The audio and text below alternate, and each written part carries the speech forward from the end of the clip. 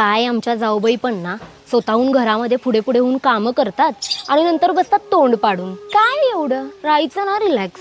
पाणी घाल नको त्याला घातलंय. आता ह्याच नाही काय झालं. आमच्या घरात तर कुणाच काय भिनसेल आणि कुणाला काय खटकल काय सांगता येत नाही. अरे देवा, मीच काय बोलली तर नसलं फाडची ना. ते ध्यानात ते काय राहत नाही की मरलं जळ तिकडे. हिला काय झालं आता तोंड पाडायला? काय झालं ग? हा, कोण मेलं बिले का काय? असं का तोंड केलंस? हा, जरा भरल्या घरात हसत खेळत राहत जावं ग जरा. लक्ष्मी अशाला राहत नसत्या. असं तोंड पाडून बसते त्या म्हणून माझ्या मुलाशी कशात यश येणं झाले.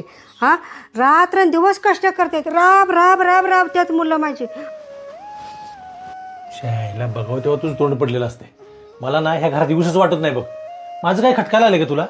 तसं काय असलं सांग, मी जातो इथनं. अहो तुम्ही कुठे बाहेर चाललाय? मी तुम्हाला काय बोलले काय? कशाला तोंड पाडून बसलीस? अहो प्रत्येक वेळेला माझं तोंड पडलं तर तुमचं कुणाचं काय तर घरातल्यांचं खटकलेलं असतं म्हणूनच पडतंय का? आम्हा बायकांना काय मनच नसतंय का?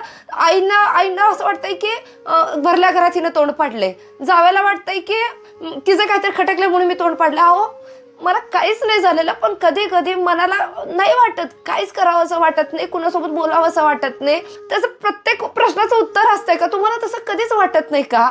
म्हणजे आम्ही बायकांनी वाईट पण वाटून घ्यायचं नाही, वाईट वाटलं तर तोंड पण पाडायचं नाही, एकटं समाधानाने दुःखी पण होऊ देत नाहीत. आणि तुम्हाला मात्र सगळ्यांना काय झालं तर झोपा आराम करा, आणि आम्हाला काय झालं तर नाही, आम्हाला घरात पटत नाही, तोंड पाडलो आणि ह्या पाडलो. काय ऐकून घ्यावं लागतंय? कधी कधी असं वाटतंय की एकत्र कुटुंबात का राहतोय?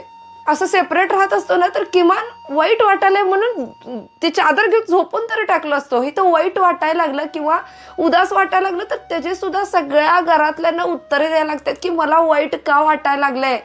आणि त्यात माझ्या मनाला काहीतरी दुःख झालं असं कुणालाच वाटत नाही. त्यात प्रत्येकाला एवढंच वाटतंय भरल्या घरात हिनं तोंड पाडलं असं सासूला वाटतंय, नवऱ्याला वाटतंय एवढं सगळं चांगलं आणून दिलं तरी हिनं तोंड पाडलंय.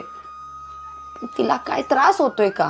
तिला काय दुखत असेल का? खूपच असेल का? किंवा वाईट वाटलं असेल का? हा प्रश्नाचं उत्तर शोधायला कोणच जात नाही. ठीक आहे, नाही विचार इथनं पुढं स्वयंपाक कर आणि टाक झोपून. बऱ्यापैकी सगळ्या प्रश्नांची उत्तरं तुमच्या या वाक्यातनंच मिळतील. निवांत बसून विचार करा त्याच्यात.